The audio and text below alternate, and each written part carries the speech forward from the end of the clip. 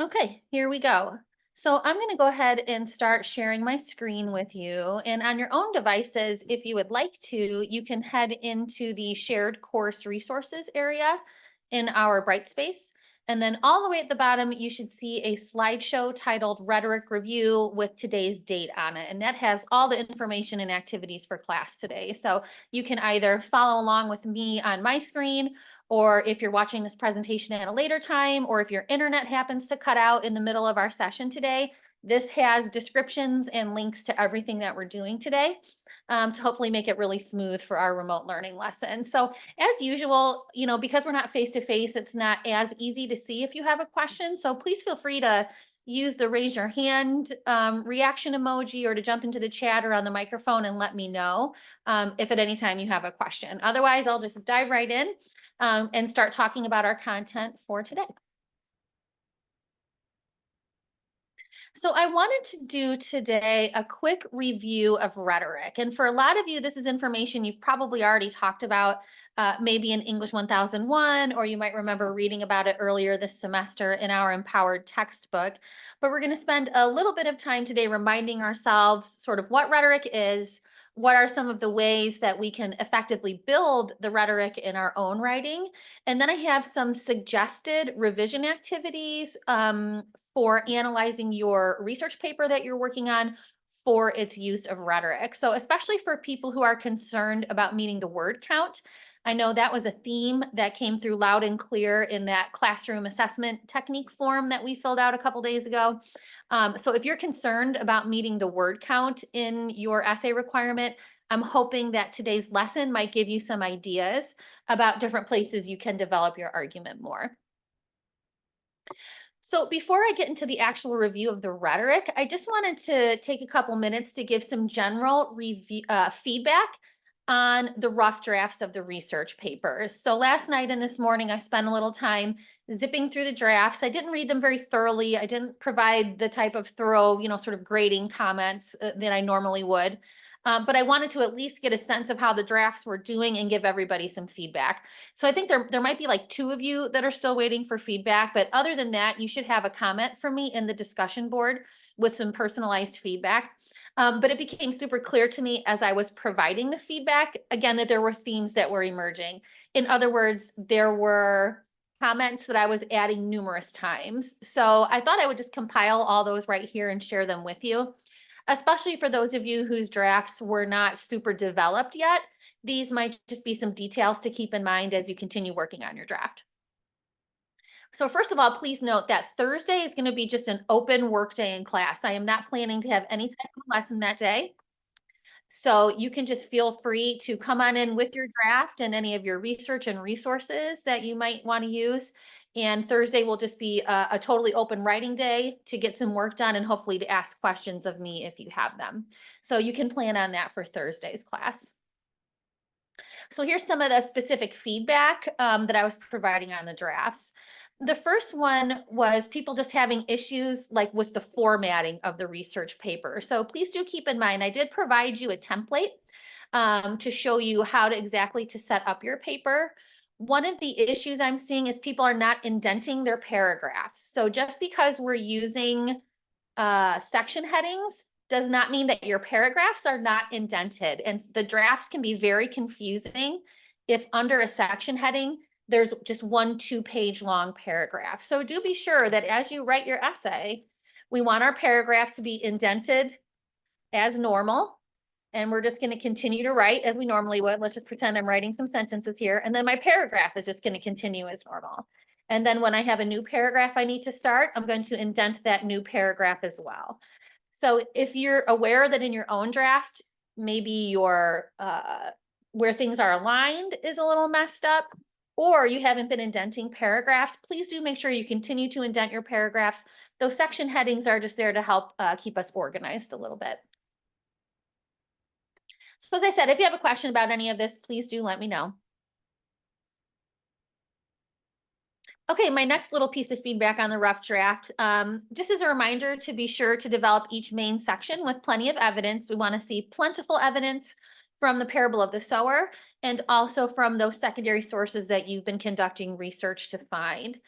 So you may not be using evidence in the introduction, or maybe just a little bit here and there. You may not be using evidence in the conclusion, or maybe just, one or two little tidbits, but in the body of the paper, you should be using plentiful evidence. So I've seen some drafts so far that had very little to no evidence in some of those sections. So you do want to make sure, that you're using plenty of cited evidence. It's a research paper, so it's all about the research, right? The third bullet point here, I've noticed some people having very long paragraphs. So do be sure that each paragraph just has one clear main idea. And along those same lines, I've definitely seen people in the draft form, which is fine, in the rough draft, who've just copied their discussion board post, say from the implementation reflection, and pasted it in. So again, that's a place to look for revision. Something that was just one big long paragraph originally might need to be divided and organized and developed a little bit further. So just keep that in mind. Right here, I'm at the fourth bullet point, just reminding people to use transitions between ideas and paragraphs. Notice that is a link there, this transitions right here. So if you need a reminder, or if you wanted to print this out to have next to you while you're working on your research paper, that would not be a bad idea. It'll just help the style flow really smoothly. Oops. There were a few people, and this happens a lot nowadays, where we're copying and pasting, from different resources, and all of a sudden we have different font sizes and different font colors. And there's a lot of like editing details that are getting mixed up. So definitely before you hand in the essay, make sure that we've got consistent font going on, and make sure that we have consistent font color going on. That can actually, if you forget to do that, it can give your paper the appearance of plagiarism, even if it's not there, because often that happens when you're copying and pasting from sources. So maybe as one of your last, kind of final revision steps, just make sure, hit Control A, select everything on that page, and make sure it's all Times New Roman 12-point font black. And then your paper will have that nice consistent formatting. I've been frequently reminding people that Noodle Tools is there to help you. In-text citations are so important. Please do not guess, because they can sink your whole research paper. So if you're not sure about how to cite your sources in text, use the resources available to you, including Noodle Tools, which will show you what those citations should be for your sources. And same with the annotated bibliography, especially if you're struggling with the format for that. Think about using Noodle Tools, and I think you'll find it very helpful. Finally, just keep the office hours, my office hours and the writing center in mind for extra help. That's what we're all about here at IVCC as English people. And we want to help you succeed in this class. I would love it if every single member of class, got a passing grade on the research paper, and maybe even, let's say, all A's and B's. Why not reach for the stars? So if you need any extra help at all, I can't reach the word count. I'm not sure how to cite sources. I'm struggling with my grammar. Whatever it might be, please don't struggle in silence. Contact me, contact the Writing Center, and we'll be happy to help you. So let me just pause really quickly. I know one or two people came in after I had already gotten started. So can I answer any questions about the research paper, or about your draft, or about the feedback? Maybe you took a peek at the discussion board and saw some feedback from me or a partner that you weren't clear on.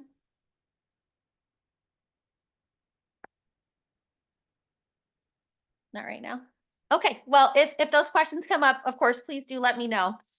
Otherwise, we'll continue with our review of rhetoric. So here's the source for the information that I'm about to provide for you. I just summarized the information from this webpage. Like I said, this is a review, so I don't intend to spend too much time on it. But if you would care to do a little deeper review or a little deeper reading about rhetoric, here's the source for it, and that link should work to take you right to the webpage. So many of us are probably aware of this already, but this is a word that I remember in college feeling like I heard this word rhetoric all the time, and I never truly felt like I had a real grasp on what it meant. And really, all rhetoric is communication, and often rhetoric is considered to be persuasive communication. So communication can take place in many different channels, right? It might take place through written text. It might take place in images. It might take place through video. It might take place through body language, right? There's a whole endless variety of ways that we communicate. And especially when we are using that communication for a persuasive purpose, that can be considered rhetoric. Okay, so we don't need to overthink it. It's just all about persuasive communication in everyday life. So, in the name of the chat, I would love for you to drop the name of a famously effective communicator, someone that we might call an effective rhetorician. So, don't pick Abraham Lincoln.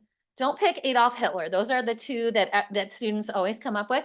And it might be someone more modern, right? And it doesn't have to be a politician. So if you could, in the chat, please drop the name of an effective communicator, someone that you find to be an effective communicator.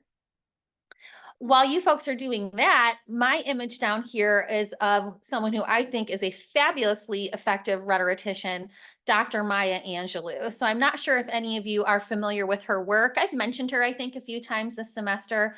She has written some just incredible literature, some incredibly inspiring poetry, and I very strongly recommend her if you're not familiar with it. And something that I find so interesting about Dr. Angelou is that she was actually silent for many years of her life. When she was young, she went through a very traumatic experience. And if you'd like to learn more about that, please just look her up and you can find out what happened.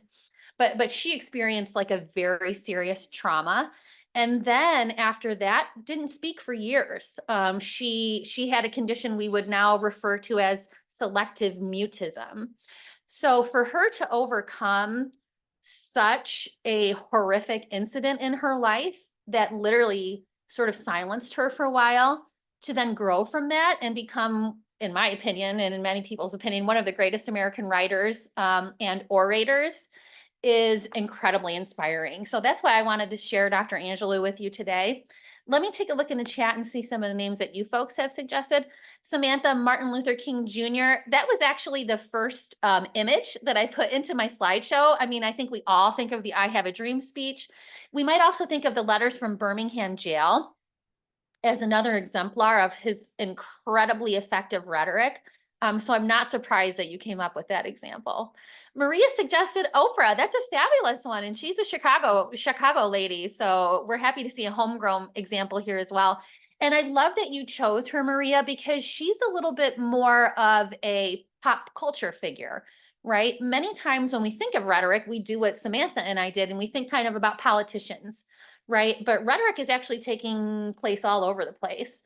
And of course, rhetoric can be used for good or for evil. I'm oversimplifying the world, right?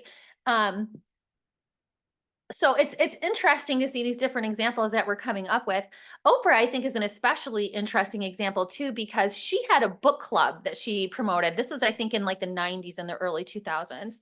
So part of how she used her rhetoric was to encourage people to get involved with rhetoric. So I think that's pretty cool. Bethany suggested Corrie ten Boom. You know, Bethany, I have had students write about Corrie ten Boom. She wrote a book, right? Or he, I'm sorry, I'm not remembering their gender, but she, okay, yes, thank you. And this has been on my list to read. I have not gotten to it yet. So I can't speak personally about Corrie ten Boom. If you wanted to add into the chat, you know, why you found her to be a particularly powerful rhetorician, you know, feel free to let us know. But yes, I've heard this name before, and I know that there are some books that I need to add to my list by Corrie ten Boom. Michael has mentioned one of my personal heroes in this world, Malala Yousafzai. Of course, if you're not familiar with her, she's Palestinian, I believe, if I'm remembering correctly.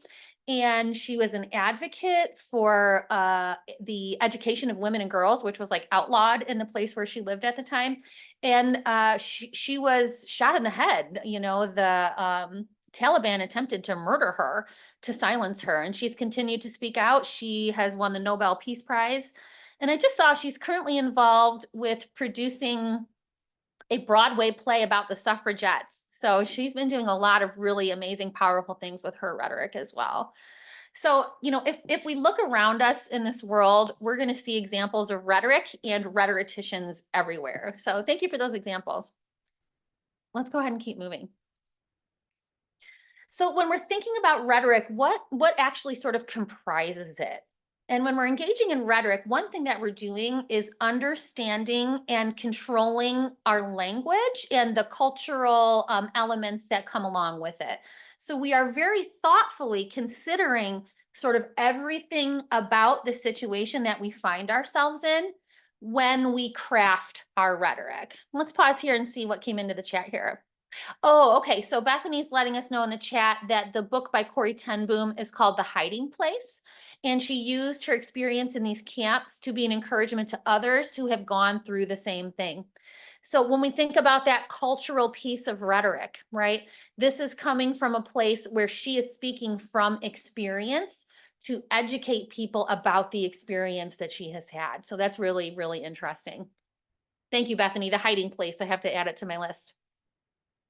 The hiding place was a spot in her house that she also helped Jews escape.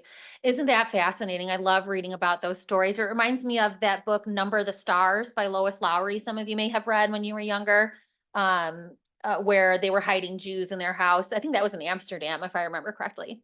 Yeah. Oh, yeah, I know. Isn't that a great book, Bethany? I love that one. It's fabulous. I'm waiting for my daughter to get just a little bit older, and I'm definitely going to be introducing it to her. Oh, Maria mentioned Winston Churchill in the chat. No problem if that just came through. He's an excellent example. And one of the things I loved about Churchill when you listen to his old, sort of speeches and things like that is his voice. Something that's not all rhetoricians are so aware of their voice and the modulation of their voice and the pace and everything. But he certainly was. And yes, very highly effective. So Bethany and I also recommend Number of the Stars on your reading list. So back to rhetoric here. When we consider a rhetorical situation, it might be for something that we are writing, right? Like I'm working on my research paper, so I need to consider the purpose, the audience, the topic, the writer, myself, and the context.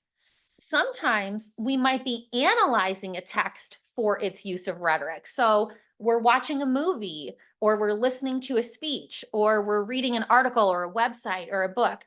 Again, some of the elements that we might consider to examine as we think about this rhetorical situation are things like the purpose, the audience, the topic, the writer, and the context. And I'll talk a little bit more about those in a second here.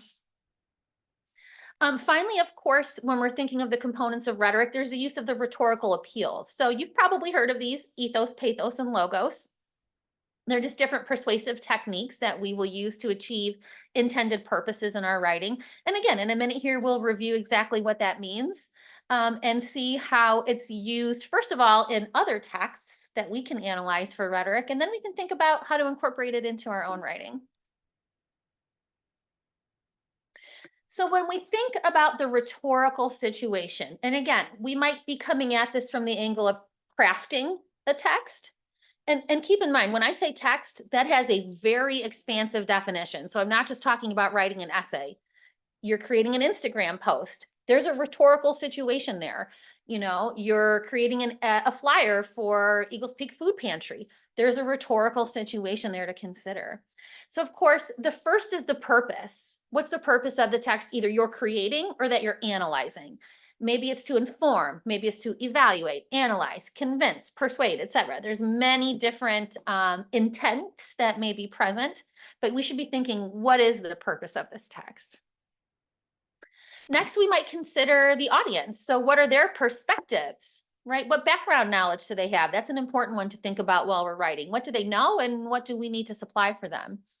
Are there any biases that might be present, or any experiences or expectations that we need to address?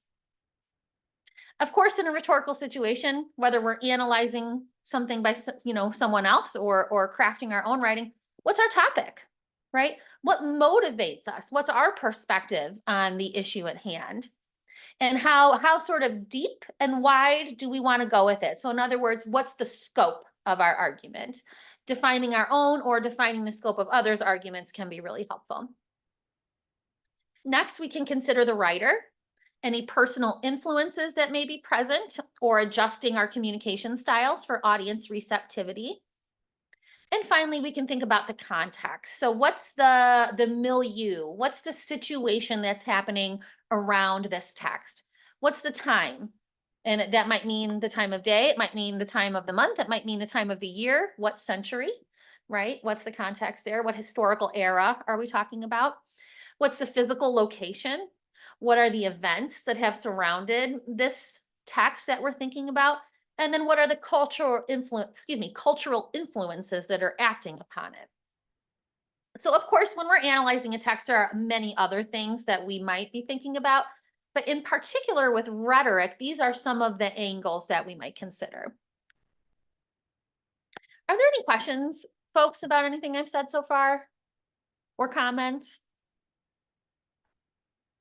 I'll just pause for a minute here in case there's any input. Not right now. All right. So, why is rhetoric important? It probably goes without saying, right? We are surrounded by it. It is acting on us. And in some cases, we are using rhetoric to act upon others. So, overall, I would say it's important simply because it's such a important facet of our everyday lives. But some of the bullet points here remind us that when we think about rhetoric, we're thinking about empowering critical consumption and critical creation. So, in other words, when we are reading something or creating something or watching something, we are able to critique it, right? When we say critical, we don't mean we think that it's bad and we're picking on it, but we're able to analyze it, right? If I'm watching Iron Man, the first Iron Man movie, I might be thinking about patriotism and the time that it was created in and the sort of post 9/11 context of America. And that might give me some different insights into that film than rather than just like passively consuming it, right? So it gives us that critical perspective, again, not only on what we're consuming, but also on what we're creating. We can stop and look at our own texts, our own messages, and think about how most effectively and ethically to craft them, right? Rhetoric also enhances understanding of influences on writing and interpretation. So that really flows with what I just had to say. This idea of critical thinking is really, really important here. Now, as the second to last bullet point here says, when we're using rhetoric effectively, it's going to improve our communication and especially our ability to persuade our audience because we are approaching our message in a more holistic fashion. We're considering everything that sort of involves it. And finally, hopefully when we use rhetoric, we can channel the creative energies that we have to influence and improve society. In other words, we can use our powers for good.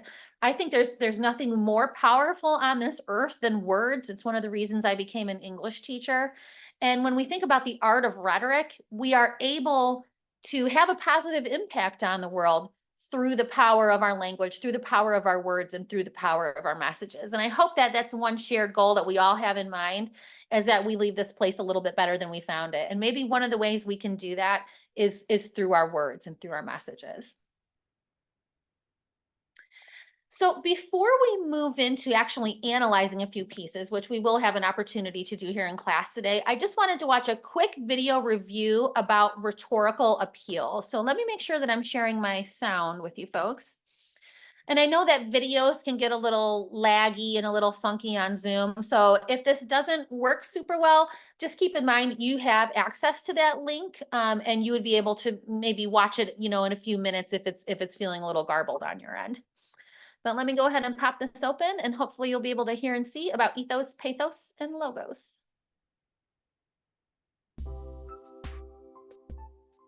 How do you persuade someone to see things your way? The Greek philosopher Aristotle had some good ideas on how to persuade people. Among his most powerful techniques were what he called the three appeals, designed to ask an audience to believe his argument. Aristotle called these three appeals ethos, pathos, and logos. Ethos appeals to the audience by asking them to trust the person making the argument. Pathos appeals to the audience's emotions, asking them to believe because they care. Logos appeals to the audience's sense of logic and rationality, asking them to believe because the argument makes sense. Using the appeals can make your writing or speaking more persuasive, and if you can spot them when they're being used or misused by others, you can also protect yourself against manipulation.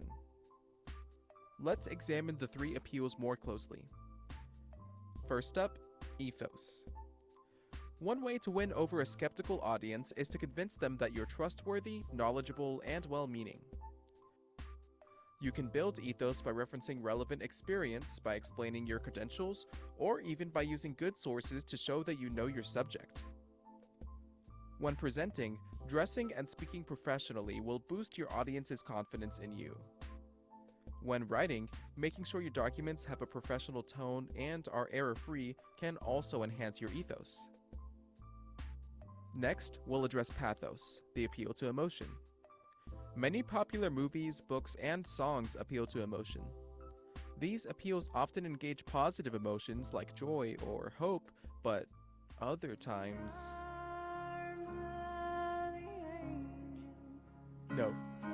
No, please! Pathos can engage negative emotions as well. However, in academic writing, a simple tug on the heartstrings won't suffice. To use pathos effectively, incorporate vivid imagery and intentionally emotional and impactful adjectives and verbs. Academics can support their arguments most effectively with logos, an appeal to logic and rationality, by building an argument with facts, figures, and well-thought-out reasoning. By appealing to the audience with logic, you draw your conclusions as rational, rendering the opposition less persuasive, sometimes even as irrational. Not all conclusions are easy to prove though, and the responsibility falls on you to make the case and convince the audience. While many arguments rely on one or two of these methods, some of the most effective use a combination of all three. The most important aspect of persuasive writing is to create a credible line of thought for your message that audiences will follow. If you do it carefully, they very well might arrive at the same conclusion. For more information on persuasive writing and speaking, visit our website at Writing Center. Okay, so you've probably heard of ethos, pathos, and logos before. Just a quick review. And now we're going to take a chance to actually analyze some samples for their use of rhetoric. So I have two pieces here for you. But the first thing I would ask you to do is to click where it says use the rhetorical appeals graphic organizer. So if you haven't yet opened the slideshow, you'll need to do that and then head to like the fourth or fifth slide in. Again, if you missed it at the beginning of class, it's in the shared course resources. All the way at the bottom, click load more, and then you'll see rhetorical review with today's date on it. If you open that up, I think it'll ask you to save a copy to your drive, and you'll see like a table laid out in front of you. And there's going to be some spaces for us to think about this use of rhetorical appeals. So we'll have a speech that we'll watch. It's about 10 minutes long. There's a sample essay that I will provide that you can examine. And then you can also think about in your own essay where you have or maybe have not been making use of these different types of appeals. So in a moment here, we're going to watch a speech by Arnold Schwarzenegger, who's the former governor of California and also a very famous actor who you may have heard of. He stars in one of my favorite film franchises, The Terminator. So if you haven't seen that one, especially T1 and T2, please watch them. And as he speaks, think about writing down some examples that you've noticed here. So pathos, how does he tap into your emotions through this speech? You can keep an eye out for the use of ethos. In other words, how do you know you can trust this author, or in the speech's case, the speaker, right? Logos, how did the speaker or the author use logic to develop their argument? So see if you can find maybe one example of each, maybe at least one example of each. And then you could also keep your ear and eye out for other rhetorical devices. So are there other things that Mr. Schwarzenegger does that seem to impact his message that maybe don't fall under the umbrella of rhetorical appeals? It would be fair enough to include them. So let's first go ahead and watch the speech. After that, you'll have a minute or two to examine a sample essay and look for some uses of it. And then after that, I'll give you some ideas about how to incorporate this into your own essay. Could you guys hear that last video okay? Like, was the volume okay? Yeah, okay, good. I wasn't sure on my side, so thank you for that feedback. Okay, now it was okay. Thanks, Bethany. So let me just preface this with my usual caveat. By showing you this piece of rhetoric, I am not endorsing it, and I am not endorsing it. I am simply presenting it to you as a text for study. So this doesn't mean that I'm endorsing any certain political opinion or any certain viewpoint on the war in my role as a professor. I think this is just a really great example of a piece of rhetoric that engages all three of these types of rhetorical appeals. And I think it does so in an interesting way. So that's why I selected this piece, not for any sort of political reasoning behind it. So like I said, this is about a 9-minute speech. And if you can, try to keep your ear out for those rhetorical appeals and jot down some examples. And then I'll ask you to provide a couple examples in the chat as it's finished. Hello, everybody, and thank you for sharing your time with me. I'm sending this message through various different channels to reach my dear Russian friends and the Russian soldiers serving in Ukraine. I'm speaking to you today because there are things that are going on in the world that are being kept from you, terrible things that you should know about. But before I talk about the harsh realities, let me just tell you about the Russian who became my hero. In 1961, when I was 14 years old, a very good friend of mine invited me to come to Vienna and to watch the World Weightlifting Championships. I was in the audience when Yuri Petrovich Vlasov won the World Championship title, becoming the first human being to lift 200 kilograms over his head. And somehow a friend of mine got me backstage. All of a sudden there I was, a 14-year-old boy, standing in front of the strongest man in the world. I couldn't believe it. He reached out to shake my hand. I mean, I still had a boy's hand. He had this powerful man's hand that swallowed mine. But he was kind, and he smiled at me. I will never forget that day. Never. I went home and I put his photo above my bed to inspire me when I started lifting weights. My father told me to take down that picture and to find a German or an Austrian hero. He got really angry, and we argued back and forth. He didn't like Russians because of his experience in the Second World War. You see, he was injured at Leningrad, where the Nazi army that he was part of did vicious harm to the great city and to its brave people. But I did not take the photograph down, no, because it didn't matter to me what flag Yuri Vlasov carried. My connections to Russia didn't stop there, by the way. Oh, it actually deepened when I traveled there with bodybuilding and for my movies and met all my Russian fans. And on one of those trips, I remember, I met Yuri Vlasov once again. It was in Moscow during the filming of Red Heat, which was the first American movie allowed to film in Red Square. Now, he and I spent the whole day together. He was so thoughtful, so kind, and so smart, and, of course, very giving. He gave me this beautiful blue coffee cup. And ever since then, I've been drinking my coffee out of every morning.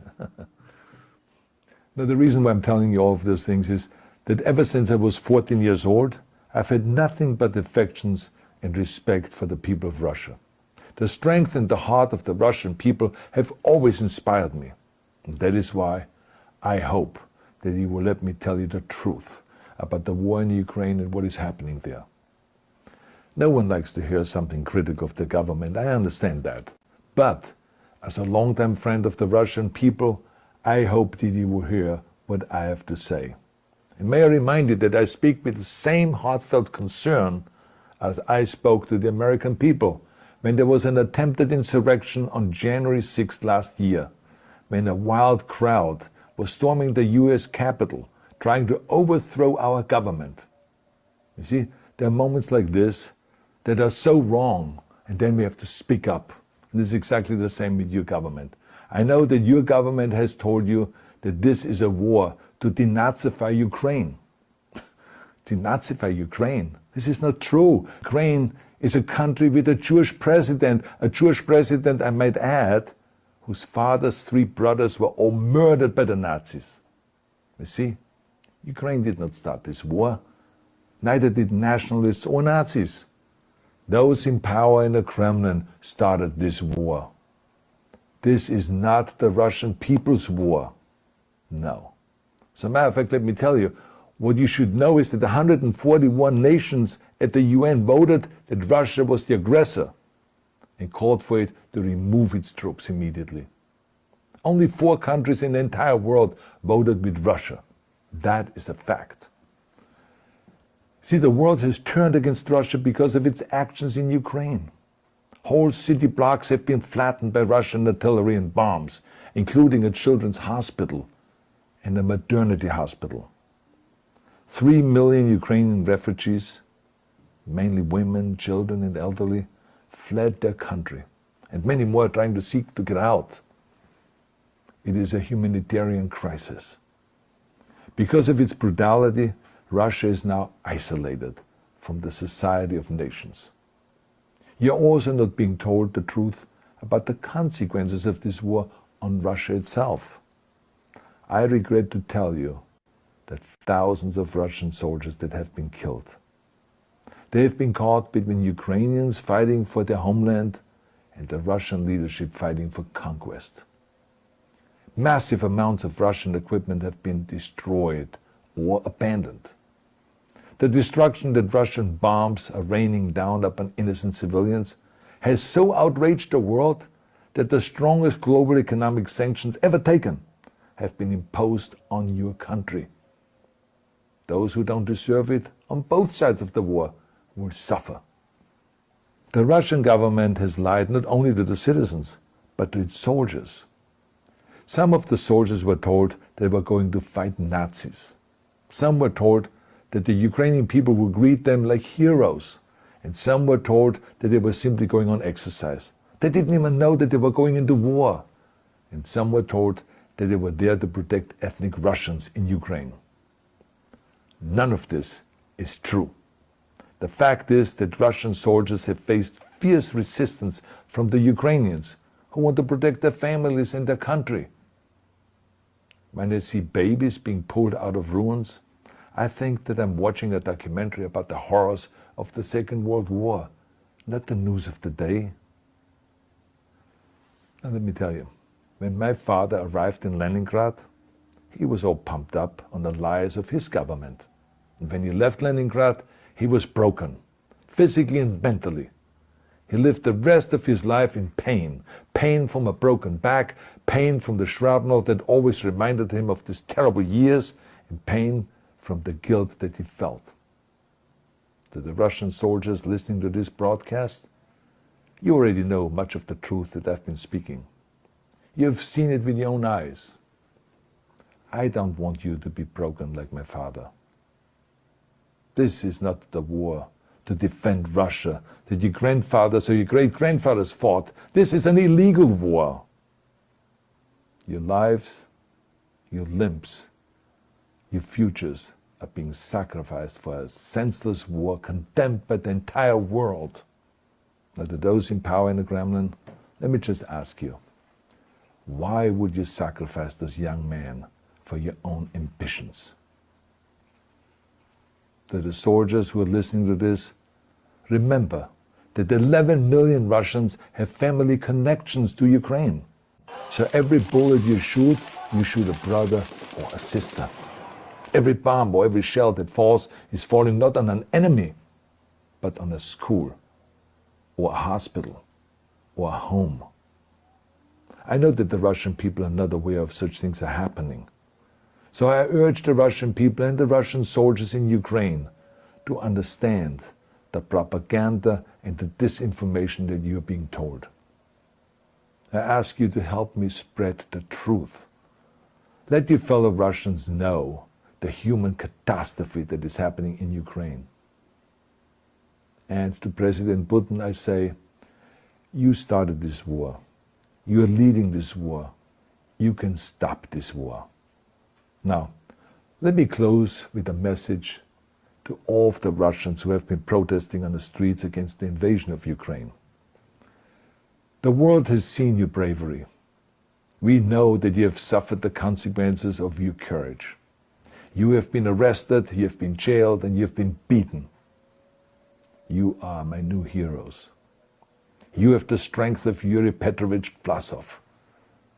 You have the true heart of Russia. My dear Russian friends, may God bless you all.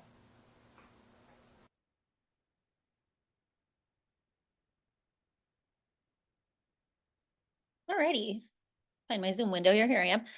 So just take a minute or two if you weren't able to do it during the speech and jot down some of the uses of rhetoric that you noticed. You can do it on your own version of the graphic organizer here.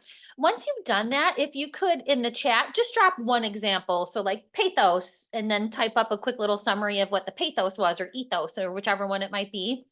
Let me know what you heard and observed. And then we have one more quick example to look at, which is a sample essay written by a student. So let's just see if we can get a couple examples from that speech of ethos, pathos, and logos. Yeah, Samantha, you mentioned bombing children's hospitals in the chat. Which category are you thinking that falls under? It's definitely very striking, right? I actually meant to warn you guys before we watched that, so I apologize for not giving you a little warning. There's some heavy imagery in there. It's definitely pathos, right? I don't know who could look at that and not feel a feeling when you're confronted with that imagery. So yes, absolutely, that was one use of pathos in that speech is images. So in that case, it might be the description of something, right? Like oral rhetoric. Also, here we have some imagistic rhetoric with some pictures from the war. Great. So thank you for that excellent example, Samantha. Any others?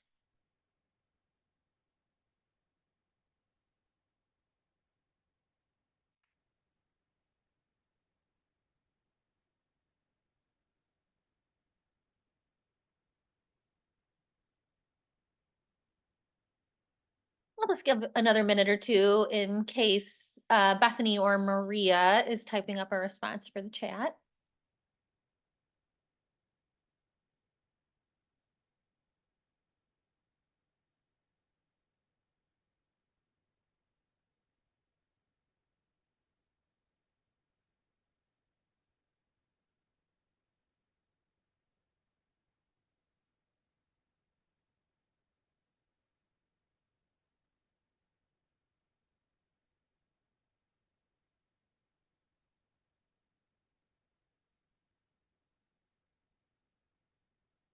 Here comes one from Bethany, pathos. Bethany writes, he showed his love for the Russian people before telling them their leaders are leading them astray. And he talked very passionately, sadly, but with confidence, showing that he truly loved them. And I think you're so right, Bethany. And it is such, to me, in my opinion, an effective and an interesting choice because there are a lot of ways to approach this messaging, but he realized it's hard to hear that you've been being fed lies, right? It's hard to hear that you've been being fed propaganda. So in order to break through that resistance, he chose a position of concern and care, right? And he spends a lot of time building up and, sort of explaining his connection to the Russian people and his deep care and love for the Russian people so that he's not speaking as an outsider, right? He's speaking with someone already familiar with their culture and familiar with their leaders. And, he talks about that certain wrestler. It's such a wonderful running, almost a metaphor that he uses throughout the speech of this Russian that he really, really looked up to. So I think that's a great observation, Bethany. I agree. It's definitely a use of pathos, right? It's coming from a place of feeling. And again, in my perspective, I find it very effective. You mentioned the chat, and he very gently warned them, taking care not to hurt them. Exactly. He understands the very delicate nature of speaking to people in such a difficult situation. And I'm if you would have told me in the 90s when I was watching this guy in all these action movies and in comedies like Kindergarten Cop that he would someday become this amazing politician and rhetorician, I wouldn't have believed you. He starred in American movies. Like there was one way back in the 70s, I think it was called Hercules, where he literally didn't even speak English. He learned the script just phonetically. He learned the sounds and just said the sounds and didn't even know what he was saying. And now has become this. So if you're learning, new languages, don't give up. It's pretty amazing what he was able to do. But yeah, that was a great observation, Bethany. So thanks for sharing that.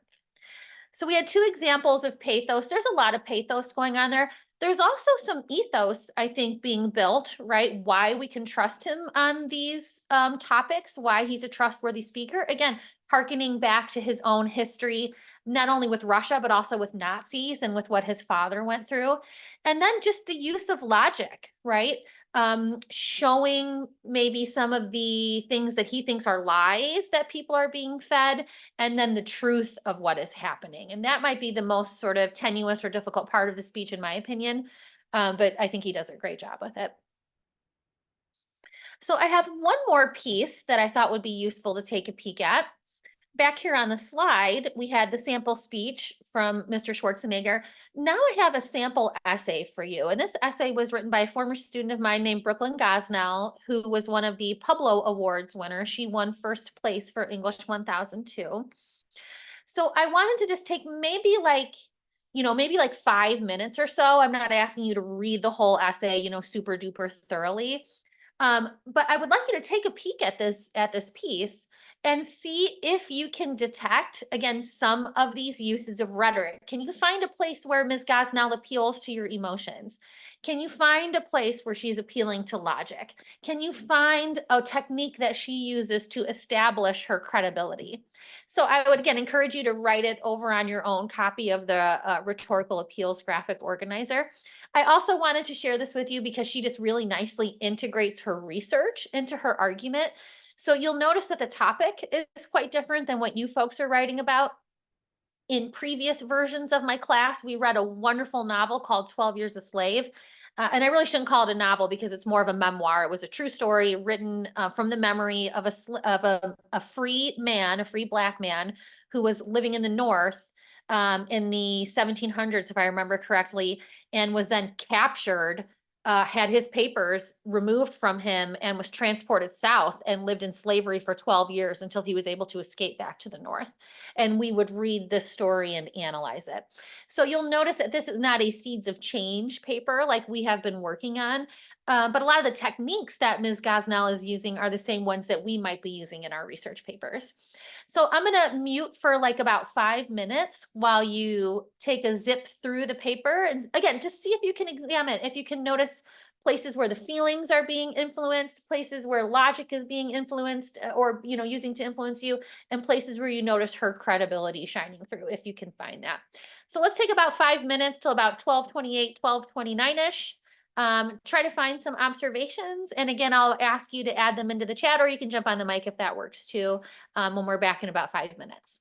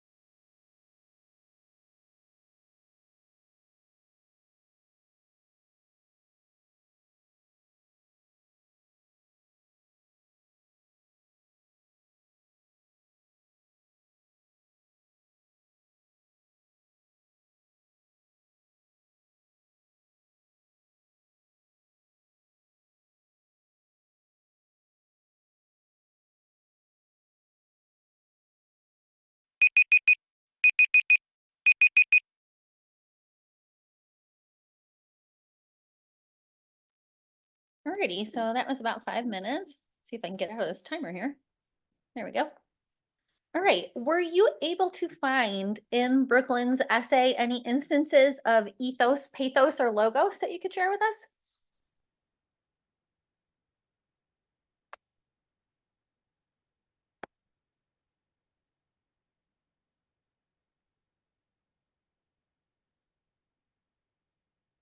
I'll just wait a minute or two while you type it up in the chat. If it's easier to jump on the microphone, feel free.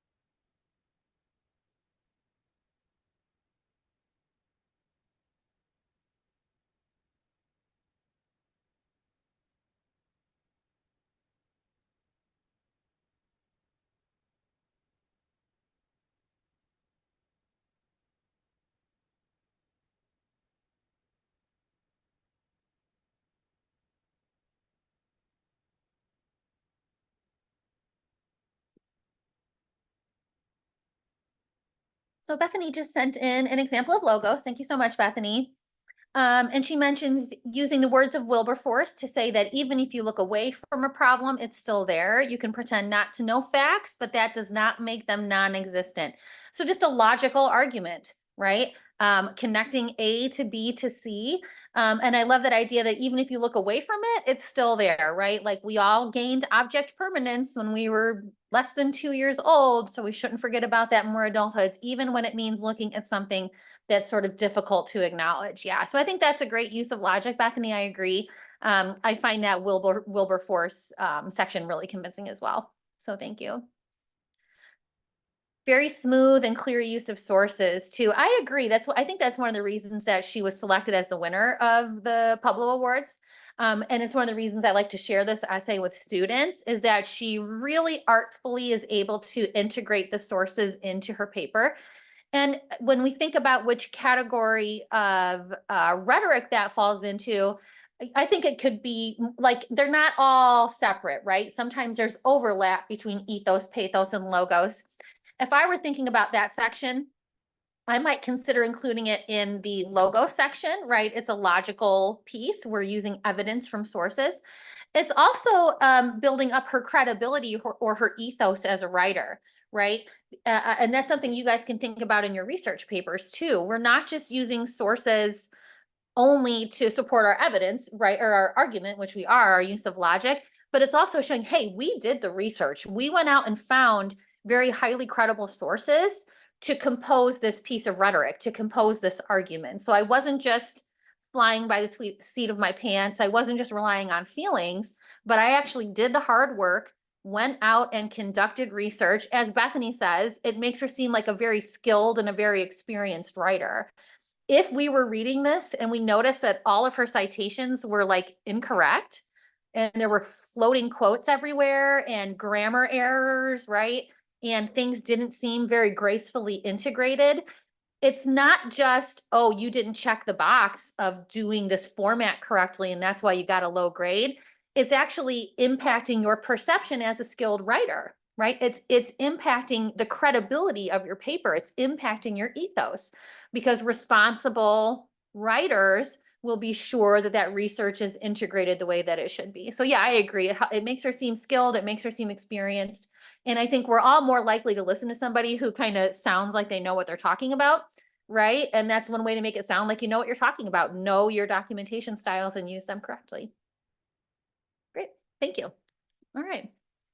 So unless there are any other comments or questions, which I would be happy to take from you, you can pop them in the chat if you have them.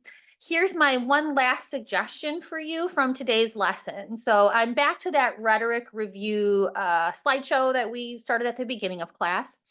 Down at the bottom of this, you'll notice one final link to the rhetorical revisions guide. And as I mentioned before, let me preface this by saying this is not required. So I'm not going to be collecting quote unquote anything related to this rhetorical revisions guide, but I encourage you to look it over in these last about 10 minutes of class that we have here today and consider whether there might be one or more rhetorical aspects of your paper that you might work to improve. And again, especially for people who are like, I'm concerned about meeting the word count, maybe you haven't included, for example, the pathos piece, and it might be interesting to bring in some evidence or some anecdotes, something to trigger the feelings of your audience. Maybe you realize that your credibility needs a little enhancing, so you need to go out and find some more research for this one section of the paper where you're missing sources. So again, I think this could also be helpful in reaching word counts if we're falling a little bit short right now. So when you open the sheet, it's pretty self-explanatory. It's just some sort of guiding questions to help you know if your essay is using pathos, logos, and ethos. You'll sometimes hear that pronounced as pathos. So the first one just talks about appealing to emotions, and there are some questions and some tips here that you can read about doing so. Same for logos. We've got questions and some considerations to think about as you're building up the logic in your paper. And then finally, under ethos, how are you going to let your readers know you're trustworthy? Here are some questions that you might use to help develop that facet of your paper. So again, there's nothing required for this. It's not like an assignment or a piece of homework or anything. But as you continue to write and to draft and to revise the research paper, I hope that some rhetorical revisions might be a piece of the writing process for you. So thank you so much to those of you who logged in for today. I sure do appreciate it and for your participation.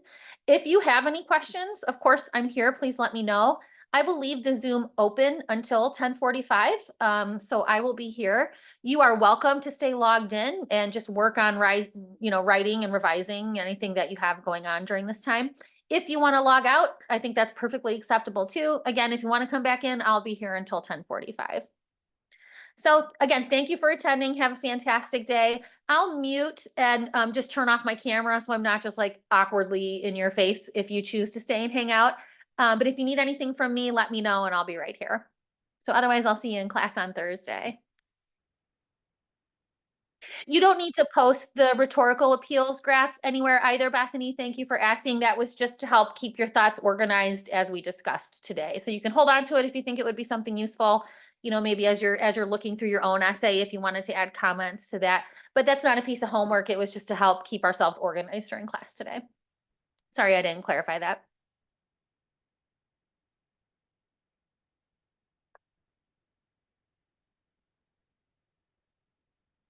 Awesome. Great. Have a great week. Thanks for coming, Bethany. Thanks for your participation.